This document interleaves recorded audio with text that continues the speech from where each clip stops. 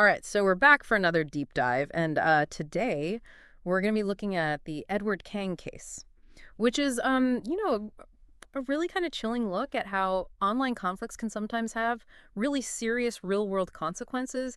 We've got excerpts and articles all about this case, and let me tell you, it's a wild one. So picture this right. You've got this seemingly average young guy. He gets caught up in this online gaming rivalry in this game Arcade, and it escalates to the point where he actually flies across the country, and the whole thing just explodes into this shocking act of violence. It is kind of fascinating in a way because Yeah. you think, the virtual world would offer people a sense of detachment. Yeah. But this case really shows, how deeply personal these online interactions can get, especially in a game like Arcade. Yeah, for sure. And I think that's really where things start to get interesting. So for those of you who haven't played Arcade, it's a massively multiplayer online role-playing game, or MMORPG for short. And teamwork is super important in this game. Players spend countless hours, building up their characters, forming these alliances, and they're constantly battling for resources and territory.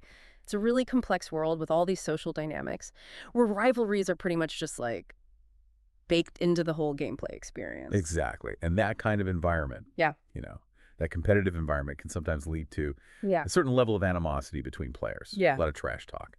But in Kang's case, it seems like his rivalry with another player in Florida went way beyond just your typical online banter. We're talking like obsessive behavior, like creating fake accounts just to harass this other player, and even posting threats, on public forums. And what's really disturbing is that this behavior seems to be totally different from Ryder, his real-life personality. People who knew him personally described him as a quiet and reserved person, which makes his online actions even more strange. Right, so we've got this intense rivalry kind of brewing in the digital world, but how does it actually make the jump to a real life crime? Well, so on June 21st, 2024, Kang tells his mom that he's going to go visit a friend, but instead he boards a flight from New Jersey to Jacksonville, Florida.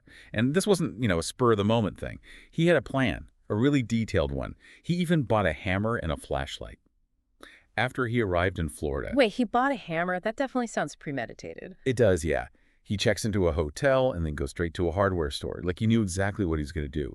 And what's even more unsettling is that he waited outside his rival's house in Fernandina Beach until he knew the guy was vulnerable, that the victim had stepped away from his gaming setup just for a minute to go to the bathroom. And that's when Kang forced his way into the house and just launched this brutal attack. Wow, that's, just the thought of someone invading your home because of an online argument is terrifying. Was anyone else home during the attack? Thankfully, the victim's stepfather was there. He heard the commotion and intervened. And he confronted Kang and was wrestling him away from his stepson. And they managed to restrain Kang until the police arrived. But the scene they encountered was total chaos. Imagine just blood everywhere. It was really brutal. It's kind of surreal, This seemingly normal guy flies across the country and explodes into this violent rage, all because of an online game. Yeah, and the victim. He was just enjoying a night of gaming at home. Totally unsuspecting, he suffered really serious head injuries. And while he survived, he'll probably be dealing with the physical and emotional scars for years to come. It's just hard to imagine the level of rage that this guy must have been feeling. What was his reaction like when the police got there? Well, it's almost as disturbing as the attack itself. When officers questioned him, he seemed totally detached. He just referred to himself as a bad person online, as if that somehow excused his actions. He even casually asked about how much jail time he might get. Like he showed no remorse whatsoever. It's like a total disconnect. Really? He just doesn't seem to grasp the real world consequences. This isn't just some, character he's controlling in a game. He physically hurt another person. It makes you wonder how anyone could compartmentalize their online persona to that extreme. Yeah, it's a question that's baffled. Even experienced law enforcement officials. Sheriff Bill Leeper of Nassau County called this case a weird one. He couldn't believe that. A gaming rivalry could escalate to this level of violence.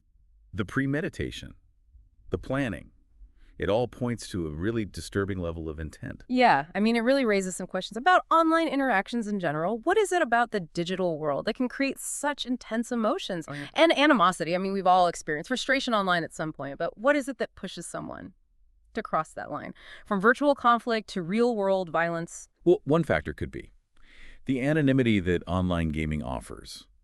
Players can hide behind their avatars and usernames, and it creates a sense of detachment from their real-world identities. And this can lead to people losing their inhibitions. and they might engage in behavior that they would never even consider in face-to-face interactions. It's like they're playing a character. Right. And they shed their real-world values and adopt this more aggressive persona. Yeah, that makes sense. It's almost like the digital world acts as a shield, allowing people to express these darker impulses without any fear of immediate consequences. Exactly. And when you combine that with the competitive aspect of games like Arcade, where players are investing so much time and energy, the stakes can feel incredibly high, even though the conflict is happening in a virtual space. So how do we prevent these types of conflicts from happening? How do we stop them from spilling over into the real world? Is it about having better moderation in online games, or is there something deeper going on here? It's definitely a complex issue with multiple facets. On the one hand, gaming platforms need to be more proactive in dealing with toxic behavior. This could involve stricter moderation policies, providing resources for players to report harassment, and even designing games in ways that discourage negativity and promote more positive interactions.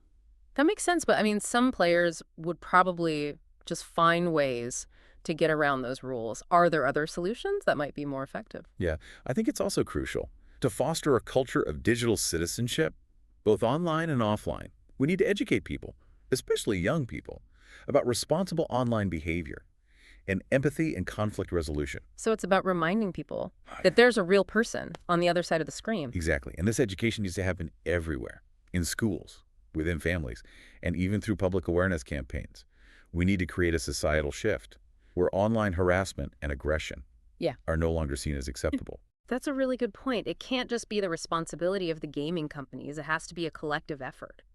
But what about the mental health aspect of this? You mentioned earlier that Kang seemed detached from reality. Could there be a connection between his online behavior and some underlying psychological issues? It's definitely a possibility. And while it's important not to make assumptions or diagnoses, this case does highlight the need for more awareness and support around mental health in the context of online gaming. Are there any specific signs in someone's online behavior that might indicate that they're struggling? That's a tough question. There's no easy answer. But some potential warning signs could be excessive anger and hostility, a fixation on online conflicts, social isolation, and blurring the lines between the virtual world and the real world. So if someone is showing these signs, what can we do? Is it up to them to get help, or are there ways to intervene? It's a shared responsibility. Ideally, gaming platforms would have resources and support. For players who exhibit these behaviors, this could be in-game messaging, partnerships with mental health organizations, or even trained moderators who can intervene in situations that seem to be escalating. So it sounds like we need a pretty big shift in how we view online gaming. It's not just about entertainment anymore. It's about recognizing the potential impact on mental health and taking steps to create a safer environment. Exactly. And this goes beyond just gaming. We're seeing similar issues on social media platforms, online forums, and even in workplaces. So this isn't just a small issue. It affects pretty much all of us who interact online. We all need to be more aware of how our actions can impact others. For sure. The Edward Kang case is a tragic example that the virtual world can have very real consequences. It's a reminder that we all need to be more responsible when we're interacting online. Yeah, it really does feel like we're at this crossroads with, online interactions. We've got this incredible technology connecting us in ways we never thought possible. But are we really using it responsibly? Are we using it safely? Yeah, you're absolutely right. It's like our digital ethics haven't quite caught up to our technological advancements. We really need to figure this out before we see more of these virtual conflicts turning into real-life tragedies. So where do we even go from here? I mean, is it about stricter laws, better moderation, or do we need like a fundamental shift in how we view the online world? Well, it's probably a mix of all of those things. We have to acknowledge that. The digital world is not some lawless frontier. Actions have consequences, even in a virtual setting. Right, there has to be some accountability. But, I mean, beyond regulations and enforcement, is there anything we can do as individuals to create a more positive online culture? Definitely. I think it starts with recognizing that every interaction we have online, every comment, every post, can have a ripple effect. We need to be more mindful of the words we use, even when we're behind a username. It's like that old saying, right? Think before you speak, but applied to the internet. Exactly. And it goes beyond just avoiding offensive language.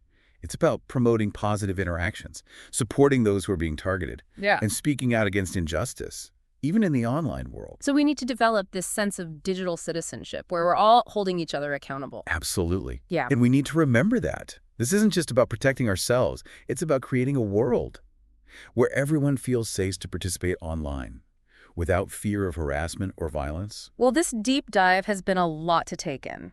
The Edward Kang case is a stark reminder that the lines between the online and offline worlds are becoming more and more blurred.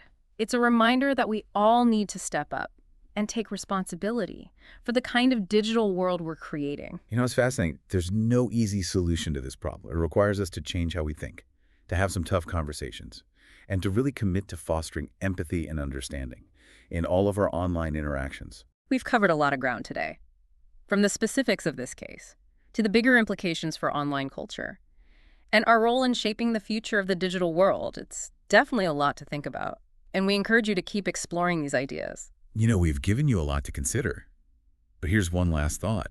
In a world where the digital and physical are so interconnected, what role will you play in creating a more responsible, a more empathetic, and ultimately a more humane online world?